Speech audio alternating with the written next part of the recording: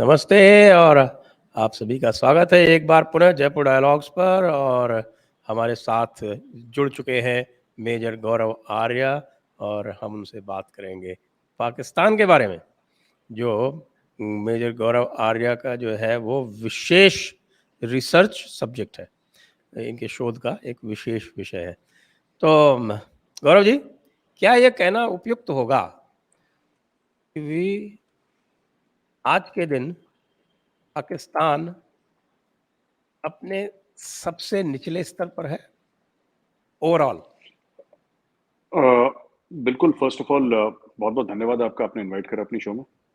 और दूसरी बात यह है सर कि आप बिल्कुल ठीक कह रहे हैं, मैं आपसे एग्री करता हूँ 100%। और आपको यह भी बता देता हूँ क्यों।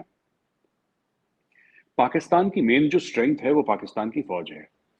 उसके अलावा पाकिस्तान में और कुछ काम नहीं करता। पाकिस्तानी फौज भी गलत ही काम करती है जब काम करती है, लेकिन करती है, कुछ ना कुछ तो करती है। बाकी जो उनके डिपार्टमेंट है ना गलत करते हैं ना सही करते हैं, वो परमानेंटली बिल्कुल जैसे न्यूट्रल गियर में रहते हैं। अब वहां पे बिजली का बिल इकट्ठा करने के लिए फौज आपको चाहिए, वहां पे इलेक्ट्रिसिटी जो चोरी करते हैं उनको पकड़ के जेल में डालने के लिए आपको फौज चाहिए, इलेक्शन करवाने के लिए फौज। For every single thing you require Pakistan army. उसके बिना काम होता नहीं है।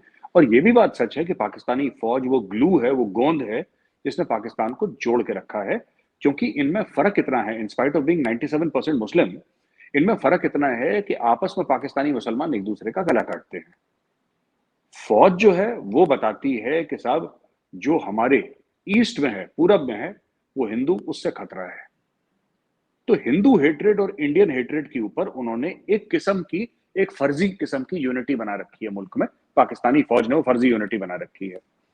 तो वो जो फर्जी यूनिटी है उसने 75 साल से इस मोहम्मद अली जिन्ना की एक्सपेरिमेंट को किसी तरीके से गोंद से जोड़ के रखा है कि वो खा जाएगा, आएगा, खा जाएगा, मार डालेगा, काट डालेगा, वॉट एवर द केस।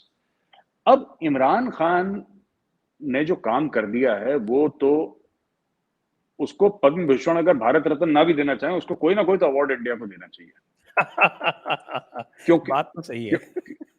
क्योंकि आप देखिए ट्रेंड चल रहे हैं पाकिस्तान में, Bajwa go back, Bajwa traitor, Bajwa गद्दार है।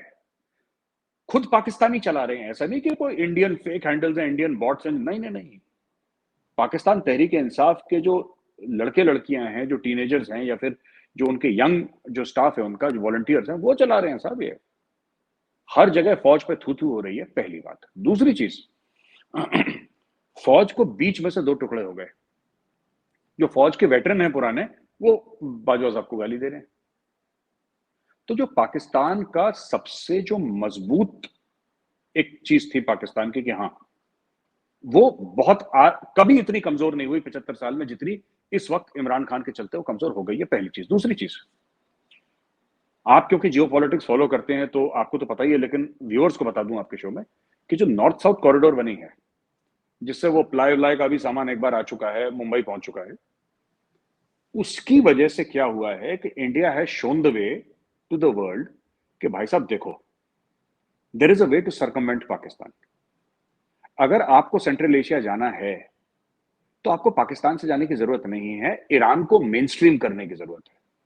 और आपने देखा होगा पिछले 1-2 महीने में, 3 महीने में कितनी बार ईरानियन डेलीगेशन इंडिया आया है, इंडियंस वहां पे गए हैं, दुशानबे में मिले हैं, एनएसए की मीटिंग हुई है, फॉरेन मिनिस्टर की, डिप्टी फॉरेन मिनिस्टर की, मतलब ट्रेड डेलीगेशन आप गिनते रहिए, ईरानी इतने बार आ चुके हैं। क्यों आ रहे हैं ईरानी इतना इंडिया, और इंडिया क्यों इतना ईरान को जा रहा है?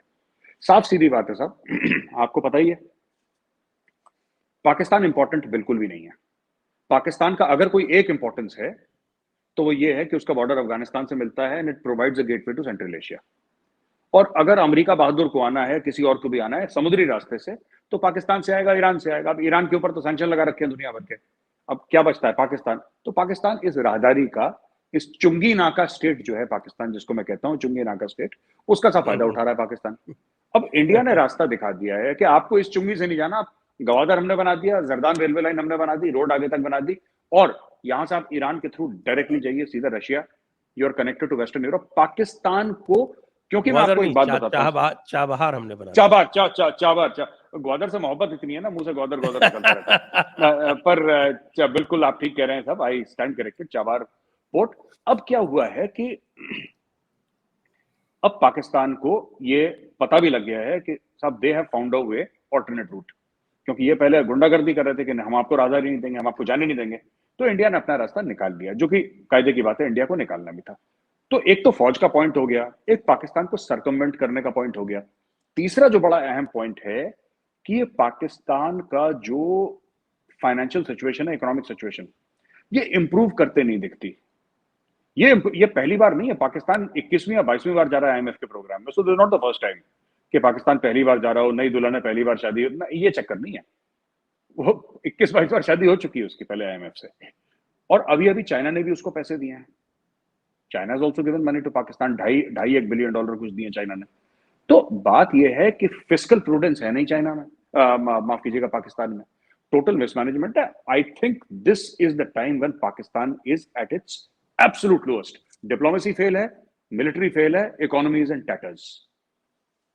और इसके साथ एक और ख़ास बात हुई जो मुझे दिखती है, आप इसके ऊपर कमेंट करेंगे, कि इन्होंने पूरा का पूरा जो इन्वेस्टमेंट किया था अफ़गानिस्तान में, और एक तरह से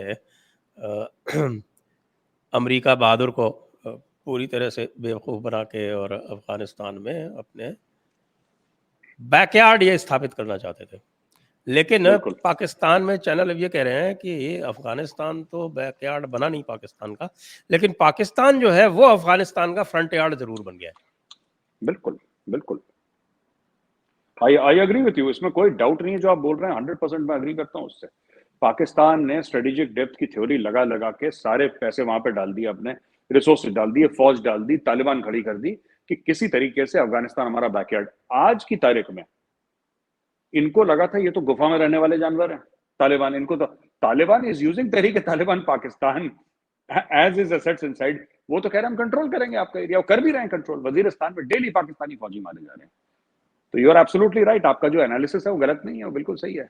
पाकिस्तान का बिल्कुल हलवा बना रखा है मार मार के अफगानिस्तान ने। वो अफगानिस्तान जिसके पास ढंग की पुलिस फोर्स नहीं है, जिसके पास ढंग की आर्मी नहीं है, जिसके पास इकोनॉमी नहीं है, जिसके पास कुछ नहीं है, उसने पाकिस्तान को ऐसा एक उंगली पर सर गोल गोल घुमा रखा है पाकिस्तान को बुरी तरीके से। और यहां पे पाकिस्तान तरले कर रहा है, हाथ पैर जोड़ रहा है कि यार तहरीक तालिबान पाकिस्तान से दोस्ती करवा दो। वो कह रहा है पहले तुम शरिया नाफिज करो, हम बाद में बात करेंगे। वो कह रहा है तुम्हारा पूरा जो इलाका है अटक तक वो हमारा है, उसको ग्रेटर अफगानिस्तान में शामिल करो, फिर बात करेंगे। और नहीं करोगे कोई बात नहीं, डेली डेली मार चल रही है। और एक और चीज आपने देखी होगी अफगानिस्तान में जो हो रहा है संजय जी, स्टोरी ये है कि यू सी पाकिस्तान ने इंडिया को अश्योरेंस दे दिया कि लश्कर तैयबा और जैश मोहम्मद अफगान सॉइल से अटैक नहीं करेंगे कश्मीर में, या इंडिया में अटैक नहीं करेंगे, we give you that assurance. पर उन्होंने पाकिस्तान को एश्योरेंस नहीं दिया कि तहरीक तालिबान पाकिस्तान आपके मुल्क में अटैक नहीं करेगा, जो कि नेक्स्ट डोर है। और ये इनके मुस्लिम बरादर हैं साहब, ये इनके मुस्लिम बरादर हैं। ये इनके साथ फैज हमीद गए थे नमाज पढ़ने कंधार, आपने फोटो देखी होगी, वो मस्जिद में नमाज पढ़ रहे थे इनके साथ। वो सवेरे उठते हैं, चाय पीने के बाद एक बार ठोक के आते हैं पाकिस्तान में। रोज कर रहे हैं अफगान, रोज डेली का काम है उनका। ये जो अफगानिस्तान वाला जो फिनोमिनन है, और जिस तरह से अफगानिस्तान वाले इनको हैरान कर रहे हैं, और पाकिस्तान शायद सोचता होगा कि ये इनको इतना ही ओबलाइज करेंगे तो डूरन लाइन को मान लेंगे, वो भी वो नहीं मान रहे। इसमें थोड़ा सा गहराई से में अगर देखें तो क्या ऐसा तो नहीं है कि ये जो पाकिस्तान की फौज में जो ये दो ग्रुप बन गए हैं उसमें से एक इनको सपोर्ट कर रहा हो? बिल्कुल साहब, इसमें कोई शक ही नहीं है, ये तो है ही। देखिए इमरान खान इतना फौज के खिलाफ बोल रहा है, इमरान खान रोज जनरल बाजुओं को गाली दे रहा है बिना किसी सपोर्ट की, तो इतनी हिम्मत किसी में नहीं हुई। भाई आप डेली के डेली जनरल बाजवा के खिलाफ ट्रेंड चला रहे हैं, क्या पाकिस्तानी फौज या आईएसआई बेवकूफ है? उनको नहीं पता ट्रेंड कौन चला रहा है? जिनको न्यूट्रल्स कहता है, न्यूट्रल्स तो जानवर होते हैं। इसने इतने बड़े बड़े कमेंट पास करे, आज तक खुला नाम लेके फौज को इतनी किसी गाली नहीं दी पाकिस्तान के 75 साल इतिहास में, जब से पाकिस्तान ने जन्म लिया है तब तक nobody has abused Pakistan the way Imran Khan and his PTI people have done. पर आज तक इमरान खान जिंदा है, चल रहा है। Sir Pakistani prime ministers or former prime ministers have been killed oblique exiled for much less. Yes, even Pervez Musharraf for that matter. बिल्कुल साहब, बिल्कुल। वो प्रेसिडेंट था, प्रेसिडेंट को गायब कर दिया इन लोगों ने बेचारा। अब वापस आने की उसके वो चल रहा है, उसकी फैमिली नेगोशिएट कर रही है कि किस कंडीशन में वापस आएगा। तो इमरान खान को definitely, Imran Khan, there is a very powerful section of the Pakistani army including some core commanders, ये इमरान खान को सपोर्ट कर रहे हैं, पहली चीज। दूसरी चीज, ये डे वन से सपोर्ट कर रहे हैं, ठीक है। अभी इसमें गेम ये होगा, टोटल टोटल गेम नवंबर का है। अब नवंबर में ये देखते हैं कि क्या करना है। क्या दोबारा जनरल बाजवा को बोलते हैं कि आप 1-2 साल के लिए और आ जाओ, या किसी और को चीफ बनाते हैं, क्योंकि Faiz Hamid is not the senior most नहीं है, या किसी लॉयल बंदे को आर्मी चीफ बनाते हैं। क्या वो बंदा कंट्रोल में आता है, नहीं आता, ये काफी सारी चीजें हैं। बट डेफिनेटली जो आप कह रहे हैं वो बात तो मैं भी मानता हूं कि पाकिस्तानी फौज के दो सिरे बन चुके हैं। एक इमरान खान को सपोर्ट कर रहा है, एक इमरान खान के अगेंस्ट है। और इस समय जो इमरान खान को सपोर्ट कर रहा है, वो ऐसा दिख रहा है हमको कि वो ज्यादा हावी है, और जो बाजवा साहब को सपोर्ट कर रहा है वो थोड़ा सा हल्का पड़ रहा है। अगर हम इस्लामिक कंट्रीज़ का इतिहास देखें तो जब भी दो फोर्सेस वहाँ पर आमने-सामने खड़ी हुई हैं, तो वो देश जो हैं वो टूटे हैं। यहाँ तक कि अगर पुरानी, अगर बहुत पीछे भी जाएँ, हज़ार साल भी पीछे जाएँ, और इस्लामिक खिलाफत, चाहे वो आपके खिलाफत उमैयद हो या खिलाफत अब्बासी हो या इवन खिलाफत उस्मानिया हो, जहाँ भी जाएँ, जब भी 2 ग्रुप बने हैं इस तरह के, 2 बराबर के पावरफुल ग्रुप, तो वो टूटी है। तो क्या इस्लामिक इतिहास के दोहराने की संभावना बन सकती है यहाँ पर? इसमें एक और चीज है। एक तो आपने पॉइंट बताया कि दो जब ताकतें बराबर की हों या 19-20 की हों तो मुल्क टूटे हैं। जो भी बड़े बड़े मुसलमान मुल्क, चाहे उनको बाद में ईसाइयों ने भी हराया हो या क्रिश्चियन बाद में अटैक हुआ हो, या उनको जैसे स्पेन से निकाल फेंका 700-800 साल के बाद, ये सब जो भी कुछ हुआ हो, it all started with the problems with in. ये जितने भी बड़े बड़े इस्लामिक कंट्रीज हुए हैं आज की 1400-1500 जितनी भी इस्लाम की तारीख है उसमें, ये सब आपसी मारकाट में खत्म हुए हैं। इनको बाहर वाली की जरूरत नहीं है। पाकिस्तान को इंडिया की, इजराइल की, किसी की जरूरत नहीं है। दे आर, इनको आप सिर्फ छोड़ दें, खुद को निपटाएंगे ये। मैं एक छोटा सा आपको डेटा देता हूं। 2006 और 2016 के बीच में, 2006 और 2016 के बीच में 25,000 से ज्यादा मुसलमान मारे गए सिर्फ कराची में। सिर्फ कराची में, और मारने वाले भी मुसलमान थे, मरने वाले मुसलमान थे। 25,000 से ज्यादा मारे गए। वो पॉलिटिकल वेंडेटा था, वो एथनिक क्लेंजिंग थी, वो जो कुछ था। वो रेंजर्स के ऑपरेशन थे, आर्मी के ऑपरेशन थे, मैं उनमें नहीं जाना चाहता। लेकिन fact of the matter is, and this is a documented data जो मैं आपको बता रहा हूं, 25,000 से ज्यादा लोग मारे गए सिर्फ कराची शहर में। तो पाकिस्तान को किसी जो पाकिस्तान के थ्रेट्स एक्सटर्नल है नहीं। पाकिस्तान के सारे threats, like all the other Muslim countries, all the other Muslim countries in the world, all the threats are internal. जी, तो अब ये कहा जा सकता है कि ये ऐसा समय है, विशेषकर इसको थोड़ा-सा हम और आगे बढ़ाएँ तो, ये तो एक, जो आपने कहा कि जो ग्लू है, जो बेसिस है, जो फाउंडेशन है, जो आधारभूत है, वो है फ़ौज, और फ़ौज में इस तरह की समस्याएँ हैं, और उसके लिए हमको निश्चित रूप से इमरान खान को ऑनर करना चाहिए। ये तो एक बात हो गई।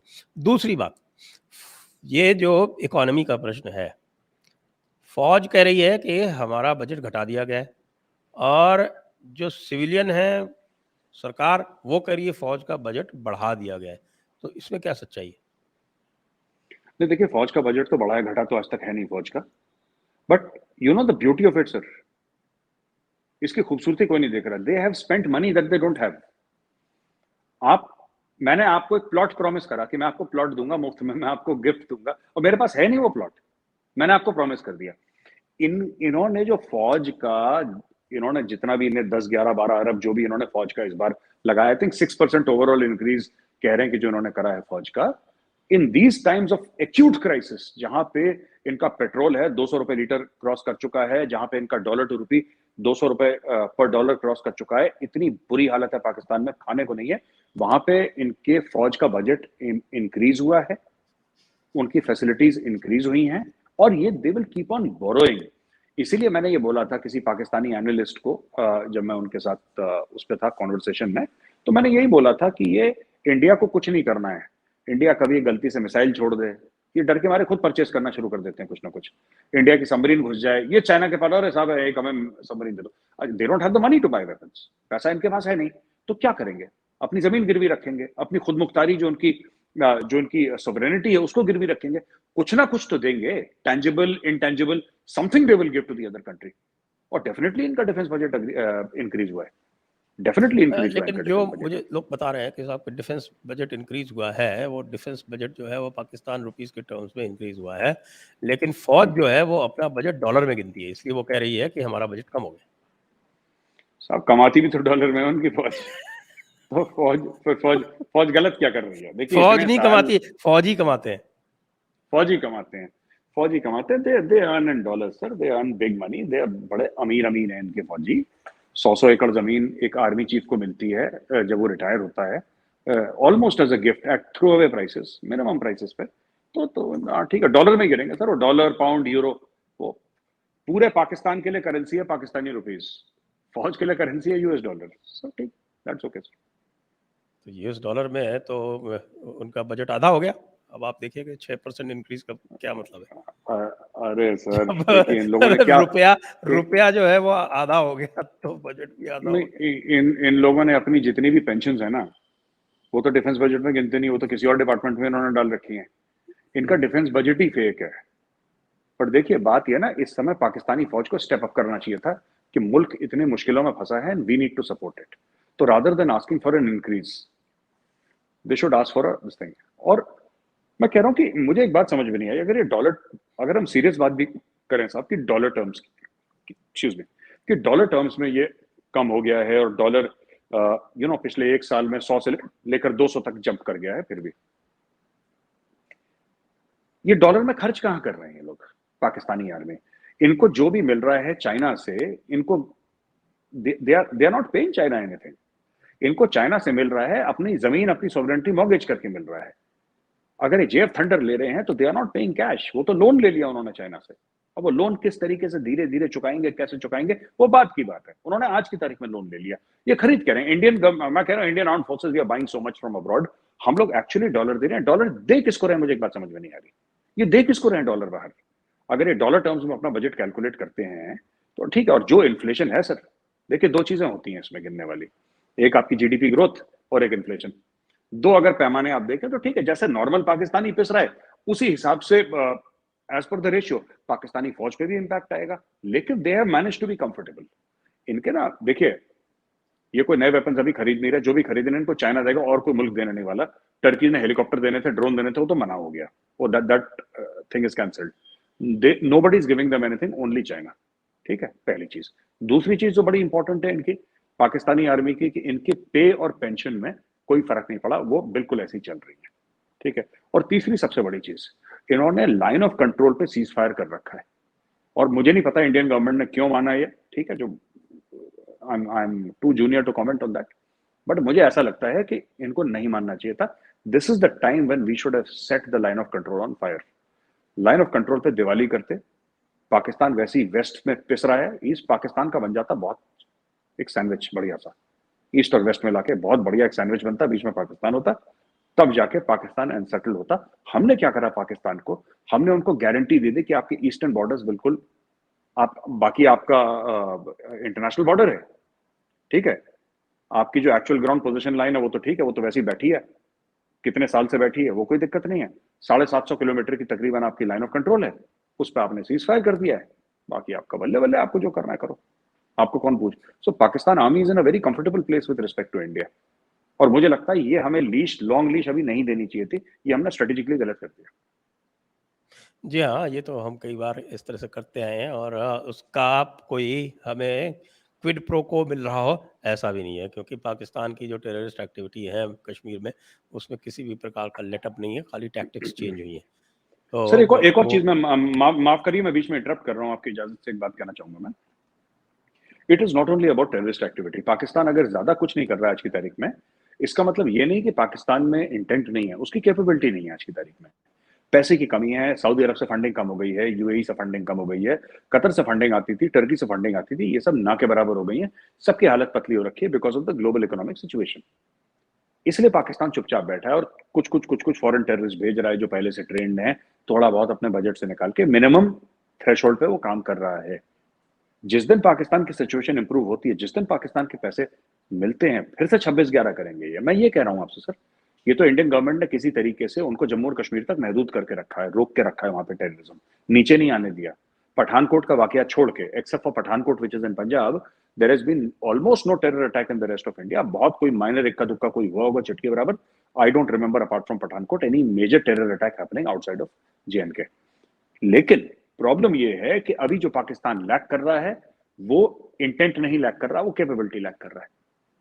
Capability in terms of money. जिस दिन उनका इंटेंट और कैपेबिलिटी मैच हो गए, फिर से बंबई में आएंगे, फिर से दिल्ली में आएंगे, फिर से सर पार्लियामेंट पर अटैक होगा, फिर से अक्षरधाम होगा और फिर से इनका 26-11 होगा।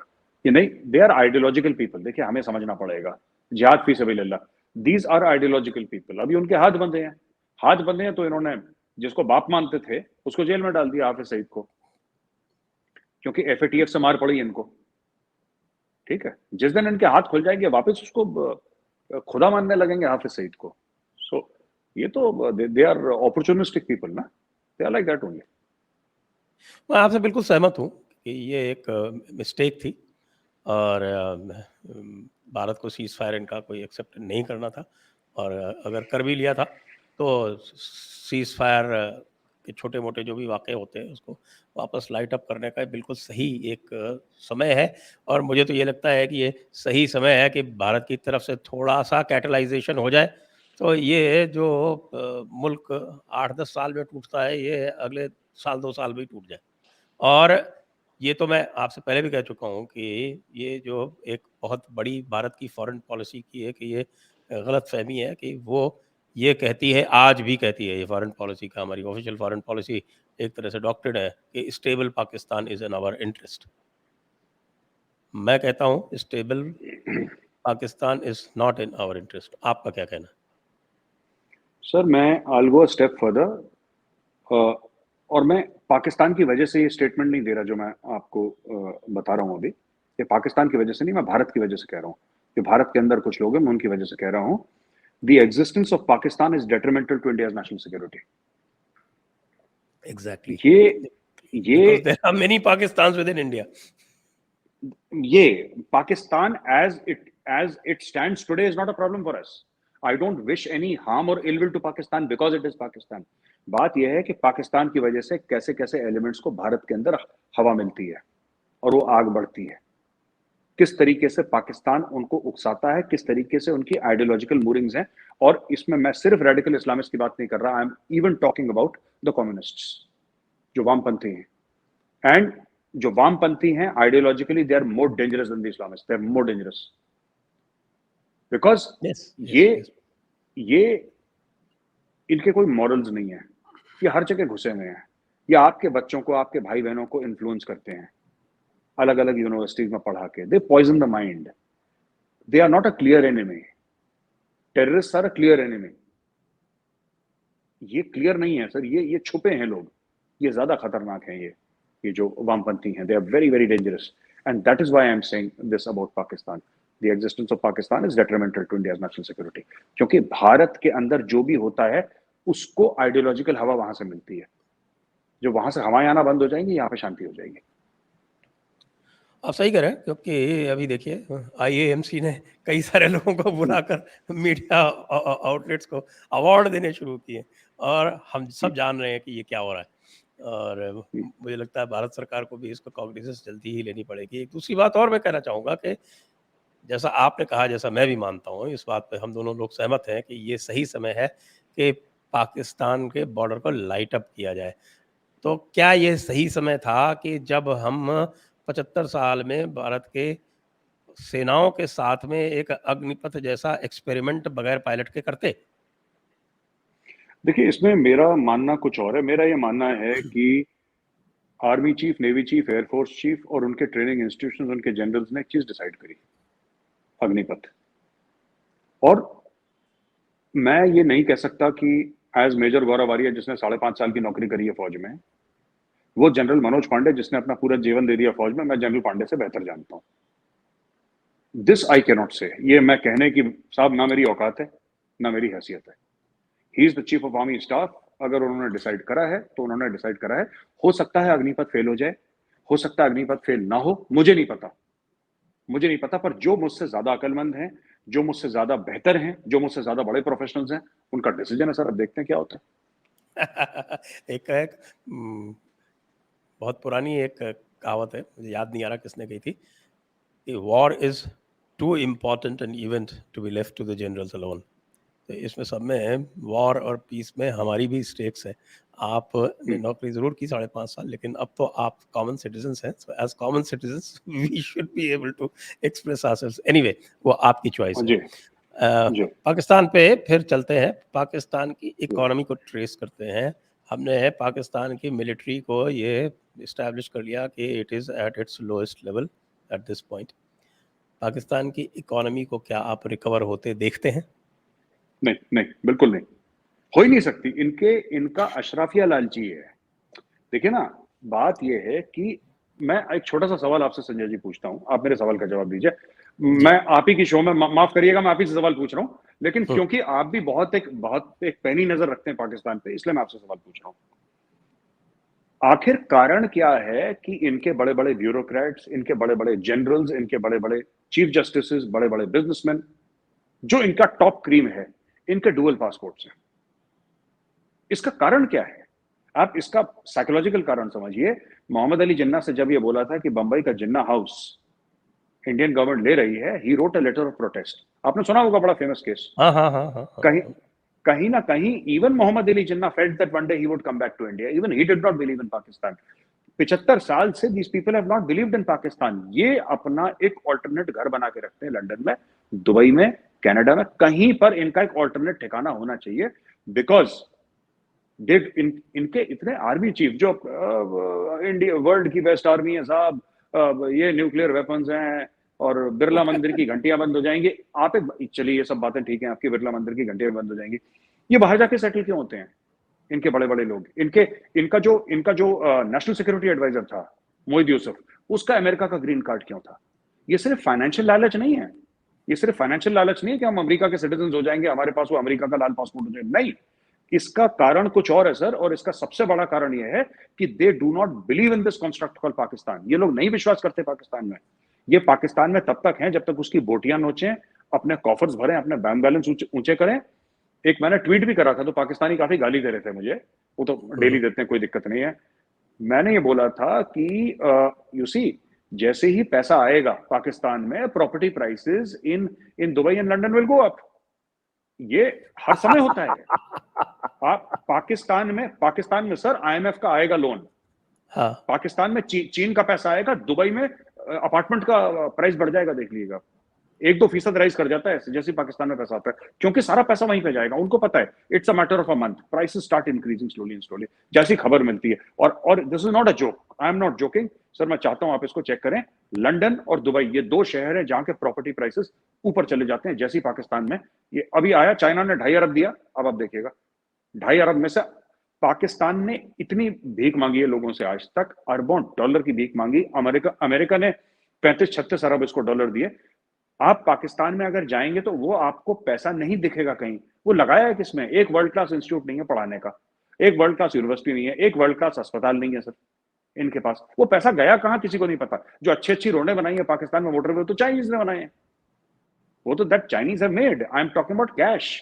जो पाकिस्तान में कैश आया वो गया कहां पे? कोई समझाए ना कि साहब ठीक है, हमारे पास कैश आया, हमारे पास 50 अरब डॉलर कैश आया पिछले 20 साल में, 50 अरब में से 40 हम खा गए, कोई बात नहीं, लेकिन 10 का हमने ये बनाया है, ये देख लो, ये 4 चीजें हमने 10 अरब की बनाई है। कोई एक चीज आप बता दीजिए, कोई एक चीज नहीं बनाई इन लोगों ने। ये सब का सब पैसा चंपत कर गए, पूरा का पूरा खा गए ये लोग। इसी यही है सर चक्कर। ये this is the main reason. They do not believe in Pakistan. The leaders of Pakistan don't believe in Pakistan. They have no love lost. ये मोहब्बत नहीं करते पाकिस्तान से। ये अगर हम पीछे जाएं पार्टीशन के पहले, तो पूरे भारत का जो अनाज होता था, खास तौर से गेहूं, सारा का जी सारा जो आज का हमारा वेस्ट पंजाब है, यानी जो पाकिस्तान का पंजाब है, यहाँ से आता जी था। जी और ये पूरे भारत को फीड करते थे, गेहूं जिसको ये लोग गंदम कहते हैं।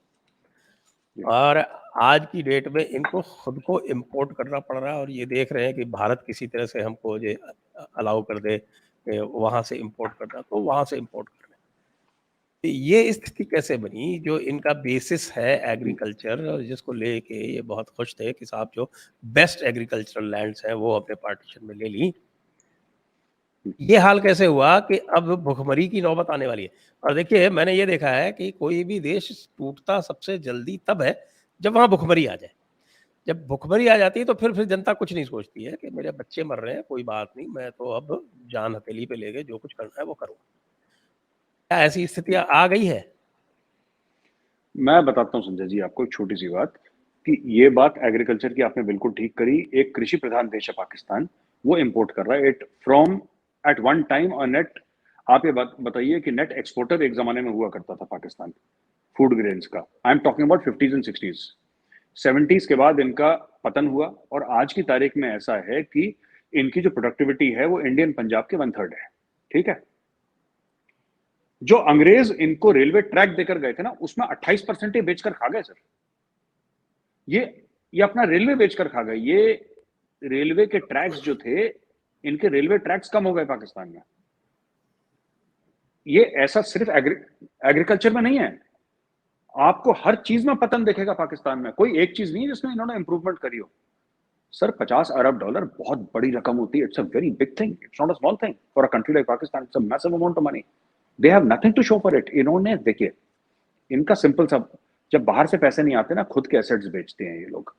अपने रेलवे ट्रैक्स बेच दी, अपनी जमीनें बेच दी, अपना F9 का पार्क है इस्लामाबाद में वो मॉर्गेज कर दिया इन्होंने, अपने एयरपोर्ट्स गिरवी रख दिए, अपना सी पोर्ट गिरवी रख दिए, सब कुछ गिरवी रख दिया इन्होंने। और जहां तक एग्रीकल्चर की बात है, एग्रीकल्चर देखिए वहां के किसान को सपोर्ट है नहीं। पानी की बहुत मारामारी है, जो वाटर टेबल है बहुत नीचे जा चुका है पाकिस्तान में।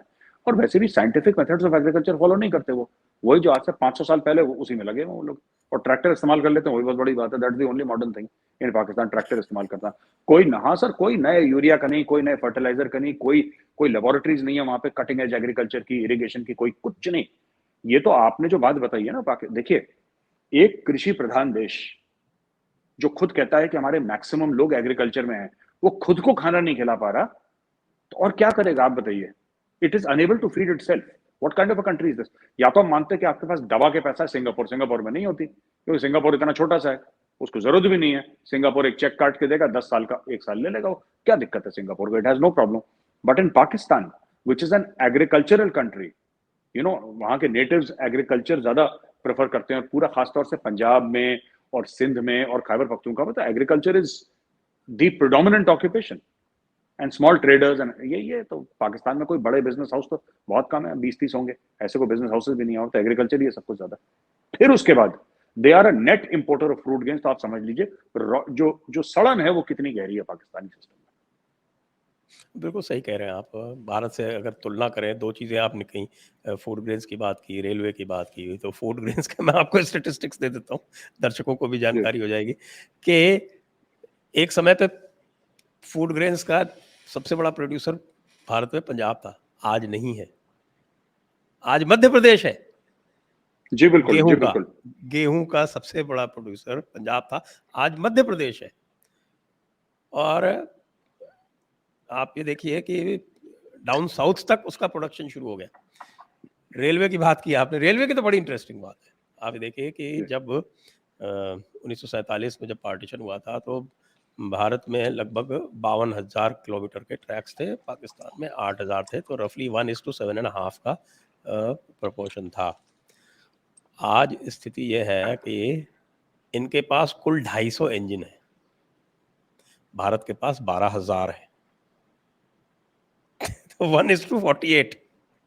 और इनकी कुल जमा जो पैसेंजर ट्रेनें चलती हैं वो 100-110 के आसपास चलती है, भारत में 6,500 चलती है। तो इसलिए ये तो है कि भारत से तो किसी भी प्रकार की तुलना इनकी की नहीं जा सकती। तो यहीं पर अब हम समाप्त करेंगे। बहुत बहुत आपका धन्यवाद मेजर गौरव आर्य, थैंक और यू। दर्शकों को बहुत बहुत धन्यवाद। जय हिंद, वंदे मातरम।